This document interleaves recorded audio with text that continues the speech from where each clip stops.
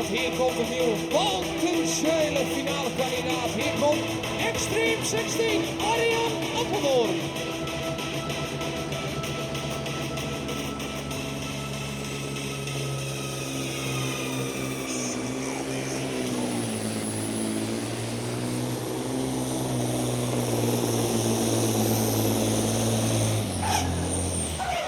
Vragen, geen vragen, Stroek komt hij aan, Ieper de Pipper de Pip.